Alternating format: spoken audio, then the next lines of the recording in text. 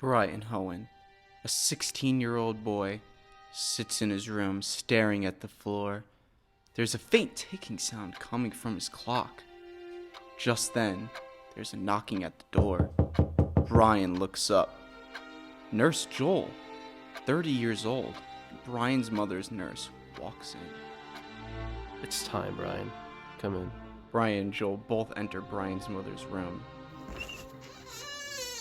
Inside is Brian's mother, laying on a hospital bed. She's connected to a heart monitor and an IV pole. She has this very deathly look to her. She's under the covers with only her head showing. Is she gonna be okay?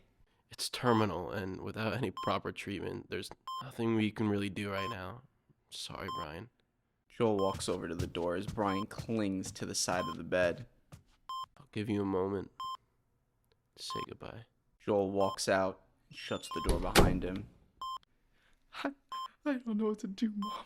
You can't leave me. What will I do without you? Brian looks up. He wipes the tears from his eyes. I'll figure something out, Mom. I promise. He gets up and leaves the room. Brian walks up to Joel, who is writing something down on a clipboard. How much will it cost to start her treatment? Brian, I know you want to... How much, Joel? Joel looks seriously at Brian and takes off his glasses. Around $200,000. Even if you managed to sell this house, you wouldn't have enough... Stop. Just... please stop. I know. Brian saunters away. Joel attempts to say something, but can't bring himself to it. Brian is now sitting in his bed. His cell phone starts ringing. It's his best friend, Ash, calling. He answers the phone. What do you need, Ash? Nothing, man. I just want to check in and see how you're doing.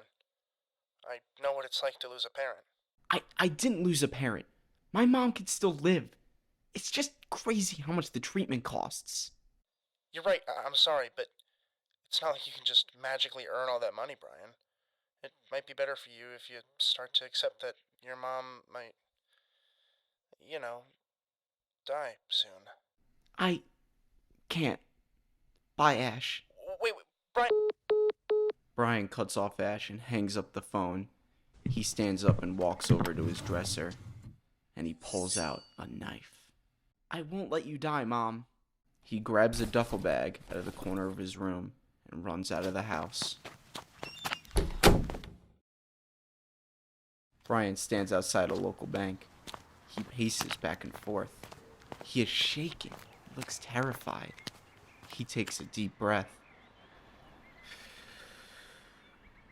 and walks across the street to the bank. He looks inside and sees that it is relatively empty. Brian enters the bank. There are 2 customers and 1 bank teller. Brian walks up to the bank teller with his head down. He is shaking slightly. Hi, what can I do for you today? Brian is shaking more now. Hey, are you alright?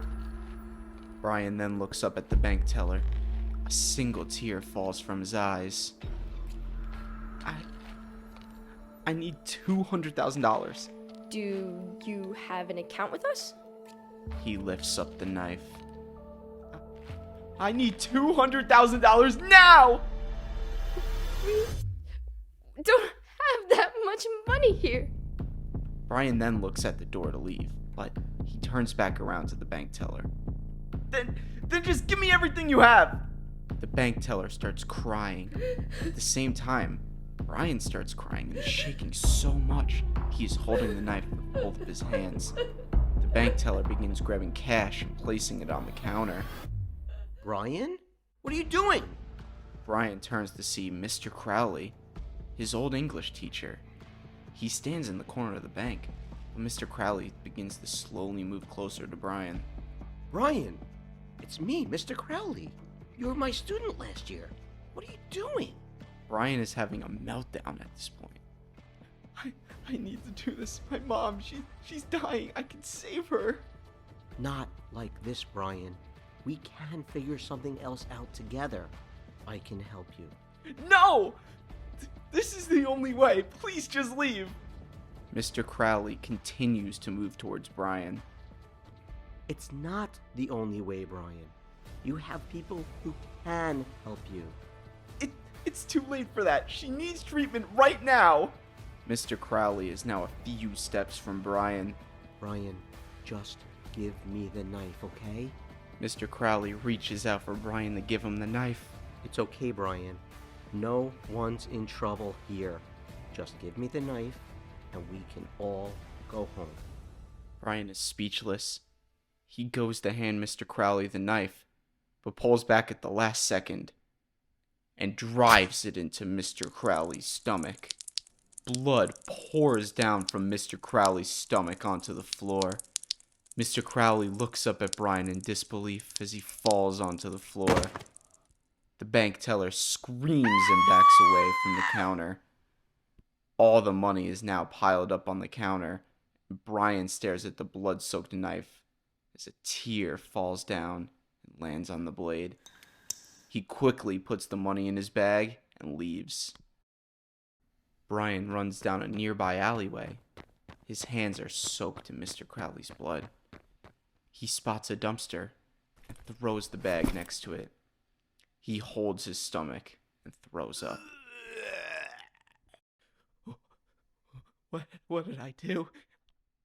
I couldn't have done that. Brian throws up even more.